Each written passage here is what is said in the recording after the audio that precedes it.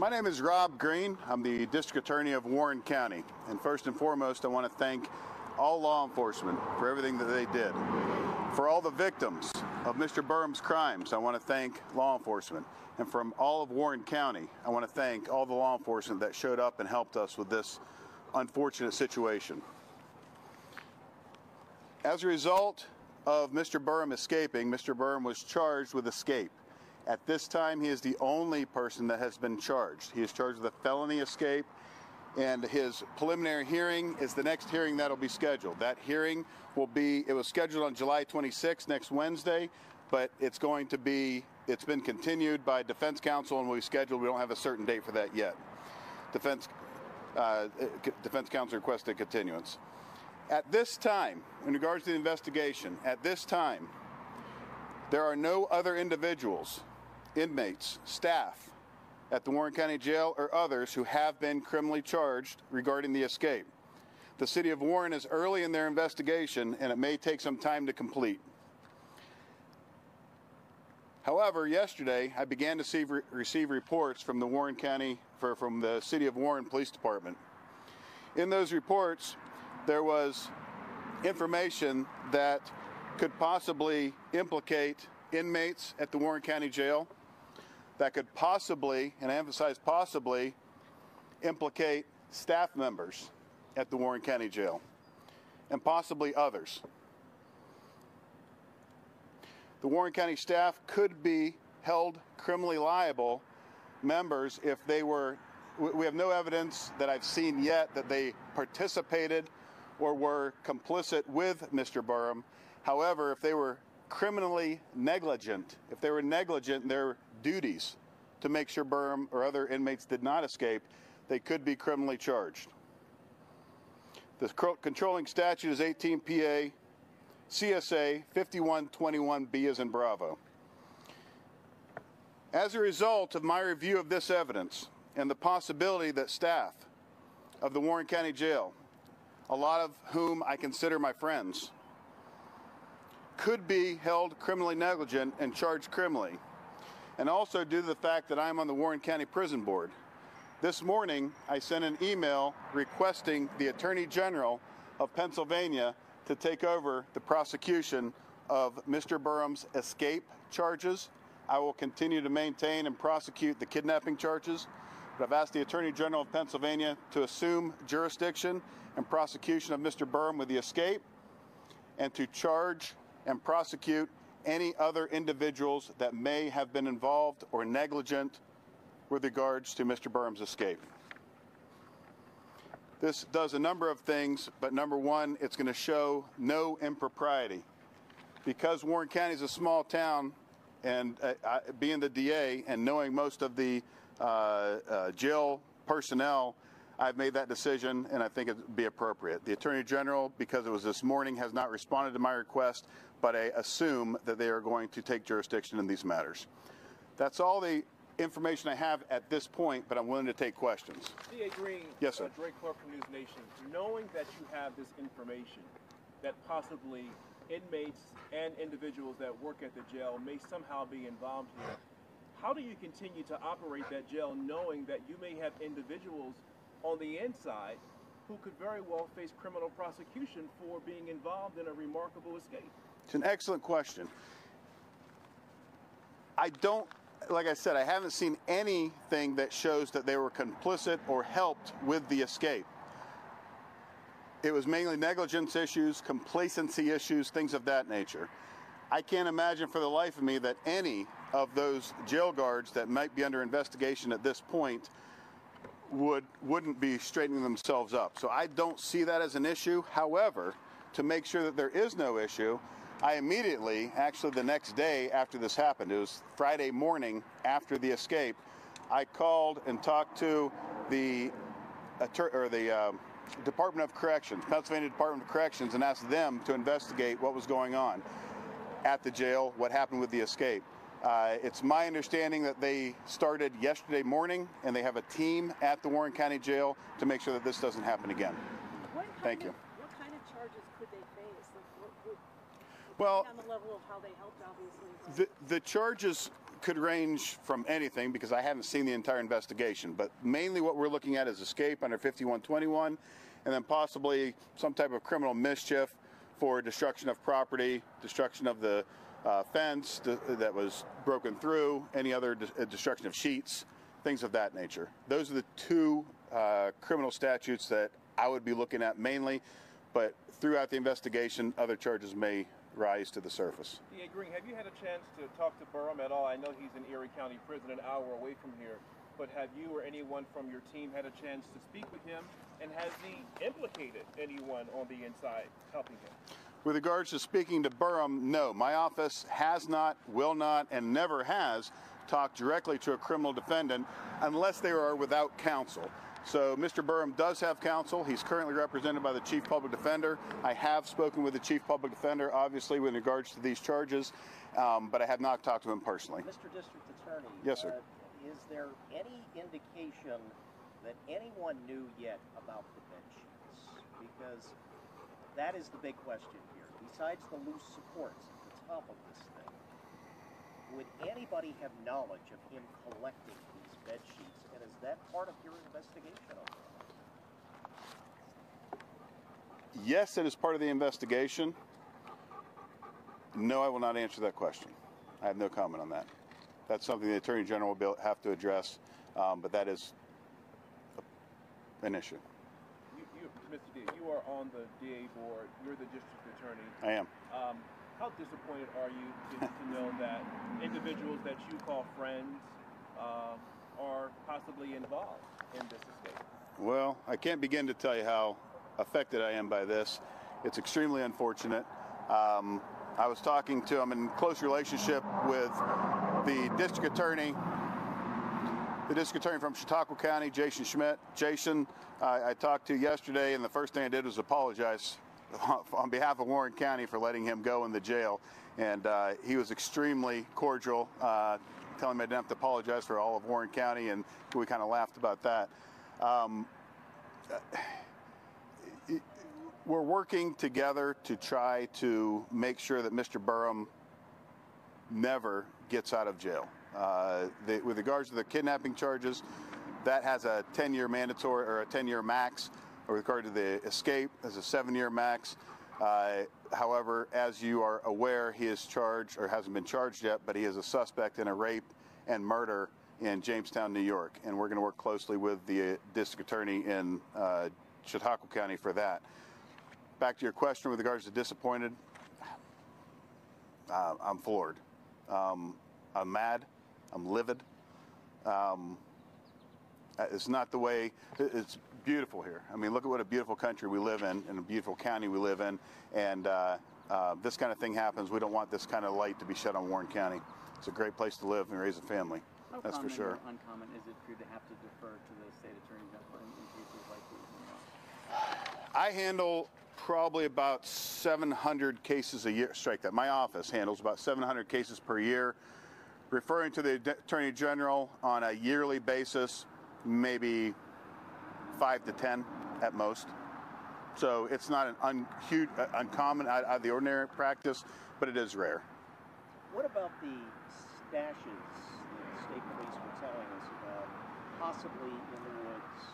Yeah. And also the possibility anybody was helping him, which I think the Lieutenant Colonel even alluded to over the weekend, if they could make the case. Right. And that kind of, there are two parts of this entire investigation. First and foremost was the search. That took priority. That was handled by my first assistant, Cody Brown, who you saw standing up here looking pretty numerous times on TV. I was handling the escape charges and the internal with the jail. Then I forgot your question. Well, I was just saying about the stashes and thank you. So the stashes have to deal with the search itself, and I have not seen anything with regards to the stashes that you guys haven't reported. That's where I got my information on that. I've stayed completely out of that search investigation, so I can't answer that question. So that would be the Attorney General's purview, you would think? Attorney General, I'm sure will look into that because, or strike that. The city of Warren is investigating the escape and the anyone that may have helped him at the Warren County Jail. With regards to assistance from outside, that case would be criminally investigated by either the city of Warren, depending on the location where it happened, the Pennsylvania State Police, who work closely with the Attorney General's office and my office, or it could be, or there are investigators with the Attorney General's office. But I would assume it would go to law enforcement of PSP's nature or the city of Warren.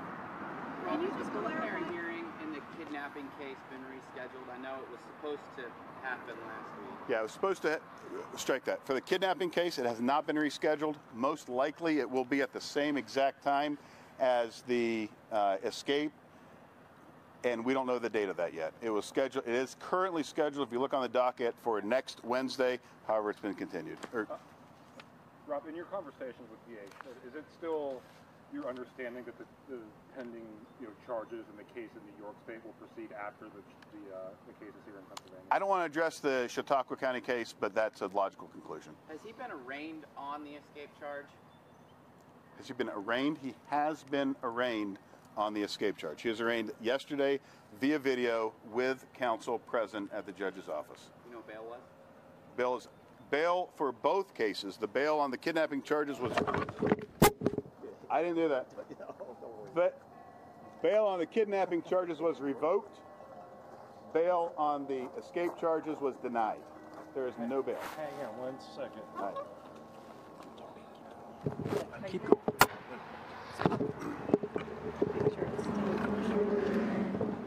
I just want to make sure it's stand before I put them all up there.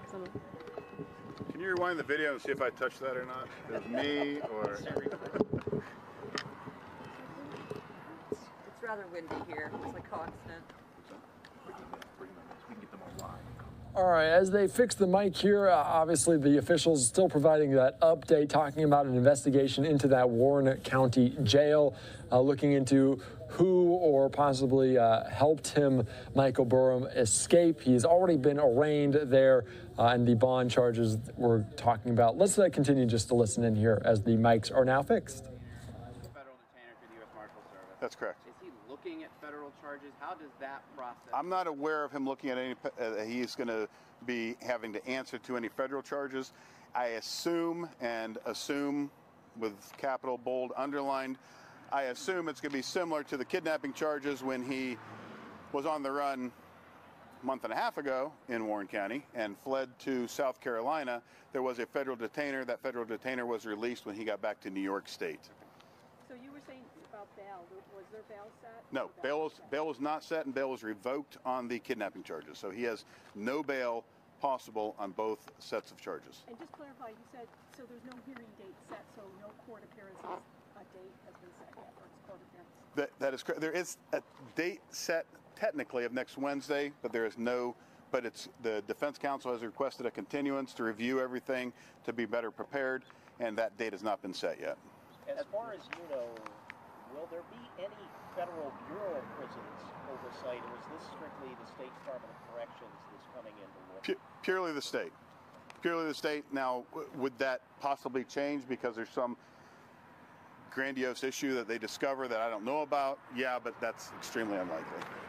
Going back to the escape, do you have any suspects who you may be looking more into? Absolutely. But no, I won't tell you who. Well, and that, hence the reason why I'm calling in the Attorney General's office. Can you tell me how many? No. Robin, talking with the city and Chief Surveyor and everything, I know you said the investigation is going to take some time. Any timetable, or is it going to take as long as it takes? It's hard to say because any investigation, we tried to speed up this investigation because of the because of who it was and what's going on and the safety for the public and that kind of thing. Now we can slow back down. That being said, who knows where this is going to lead? I do not know what Mr. Burham said, if he was interviewed on Saturday night when he was caught, if he gave information. I'm sure the city of Warren is investigating those leads at this point.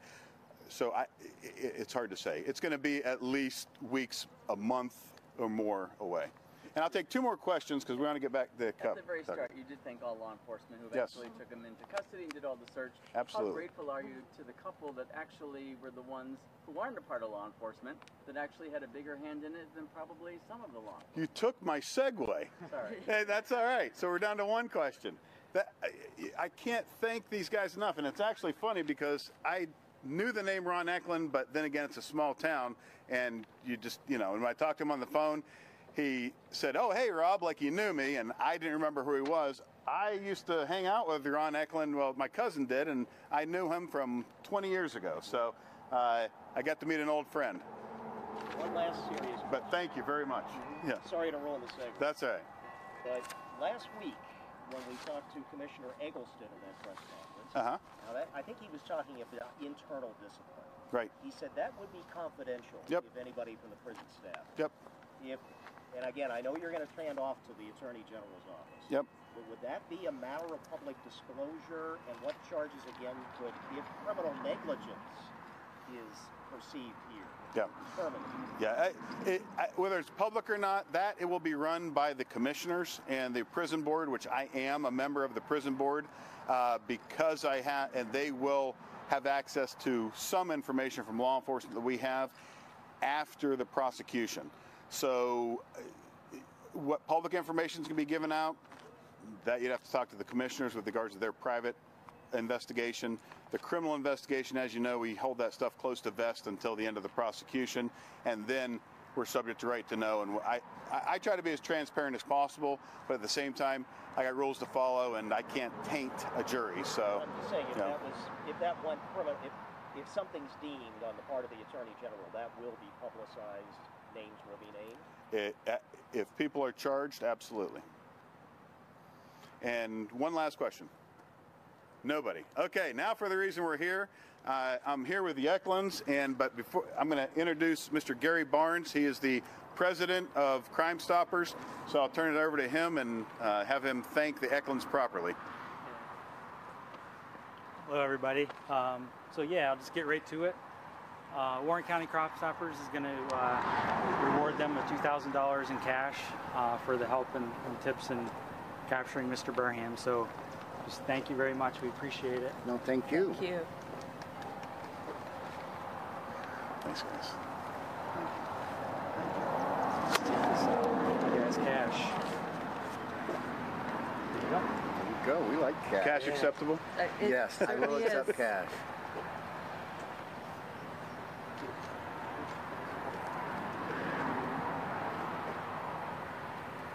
Hey, buddy. Come here. Tucker. And here's the real hero. No offense to the Ecklunds, but He wants that. I think we already got some inside information. The Tucker share of this, I understand, you were saying, Cynthia, a new collar. He got a new collar today. We bought a bucket of tennis balls, so that's probably a year's worth of tennis balls for him. He loves to play ball. Slide up to the microphone, please. Yes, he got a new, the collar he has on is brand new today. We bought a bucket of tennis balls, 48 tennis balls. He got a few new Kong toys, and there is a ribeye steak in the fridge waiting for him after all this is over. So how grateful are you to him, and why? Wow, yeah. He's always been such a great dog. But for him to, like, he was protecting us, and you can't ask for a better best friend than that. Can you talk about when you approached him, both of you? I mean, there had to be some fear. When did you realize who he was? And then the second he stood up, we knew. Like, all of you, the pictures were everywhere. There's no way you could not look at him and know who it was. And at the time, we were told he was armed. He could be armed and dangerous. So it was our exit. We wanted to get out of there as soon as possible, and which is what we did. And if you want to talk about how afraid we were, the 911 call, the people on the phone had to have thought I was nuts, because I was I was pretty adamant and saying, please, you need to get here. He's in my backyard. So yeah, we were definitely afraid. Did you ever get the sense he was threatening in any way in his demeanor? No, he was not. Startled to see you, do you think? I think he was startled because Tucker was barking at Excuse me? Go ahead. Yeah, Tucker was actually really aggressively barking at him, which is, you've seen today that he barks at everybody, but it was different. And so yeah, I think he was a little afraid of what Tucker might do. What was it like after you made the phone call, you hang up. What do? Look out the window? No, we stood on the porch. We stood on the porch waiting for help. Come up. Yeah, because we didn't want to go inside because then we wouldn't know if he was approaching. But yes, you know, and those few minutes before someone got here seemed like eternity. In hindsight, it wasn't. But yeah, so it was very, very surreal. I keep saying that word because it was not what we expected to do that night. Did he run? Did he run from you at all, or look like he was moving fast? He was putting on his backpack when we left, and I thought I saw him take a few steps downstream.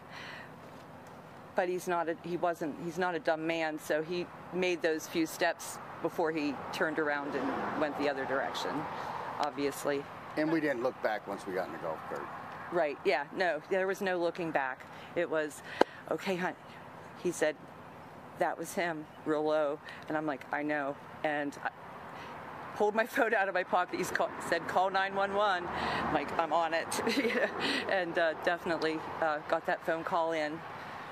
Had you guys been like everyone else, checking your surroundings, watching around your home? First question. And then second, did you recognize right away who he was? And did the thought or the words armed and dangerous run through your mind? Yes, absolutely they did. And we did immediately recognize him. It did not take, like I said, you know, you can't live in Warren County at that point and not know what he looked like.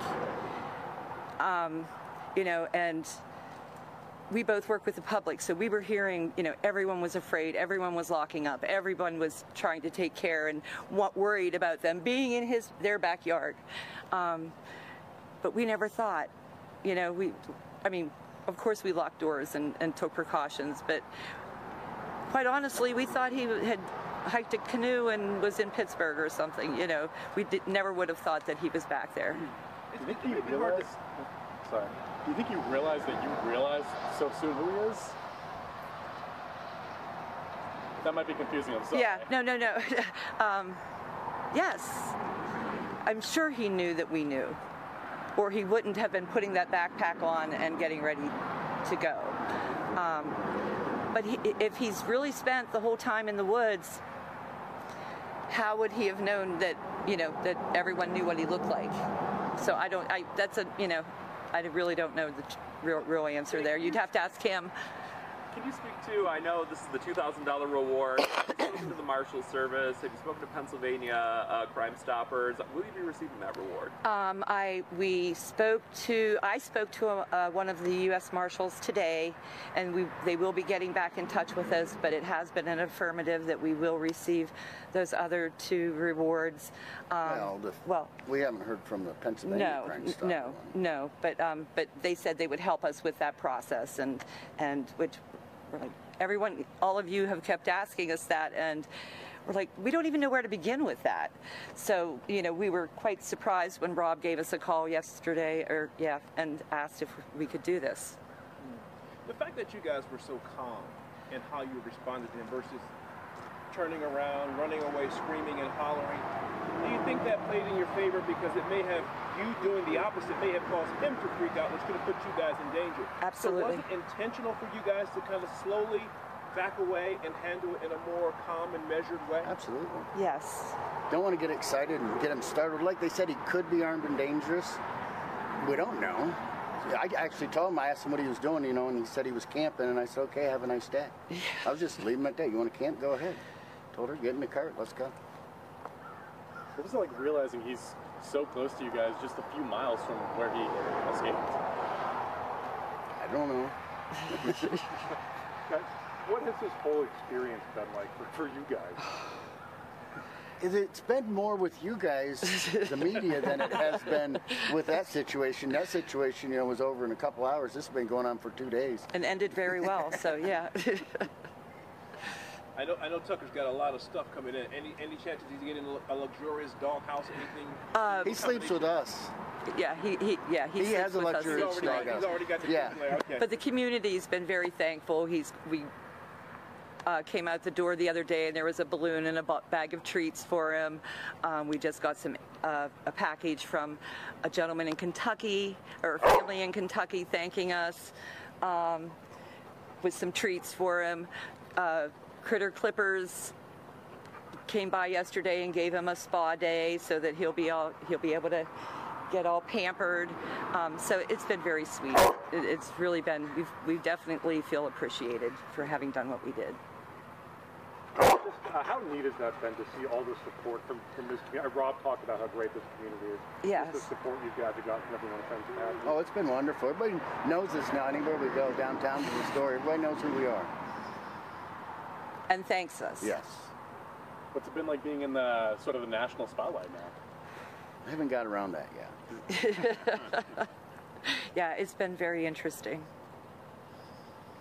Not a bad experience, but very, very interesting. All right. Thank you. Thank you very much, guys. You were just watching there out of Pennsylvania as they were talking about this. Tucker the dog, the hero, as there's owners, parents getting these $2,000 reward there from Crime Stoppers after they helped capture Michael Burham, that escaped inmate there from Warren County Jail. I'm Andy Mack here on Live Now from Fox. We did see Tucker the dog. He did get a new collar. He got some tennis balls, so certainly earning that reward very, very closely. You can see him there walking just in the foreground as we were panned off just a little bit, but certainly a chocolate lab there. The hero in this case after nearly 2 weeks at large, Michael Burham, now captured, already been arraigned there. They're investigating the new information on that jail, on that prison. So we're going to continue to follow this major story here on Live Now from Fox. We're going to take a quick 2-minute break.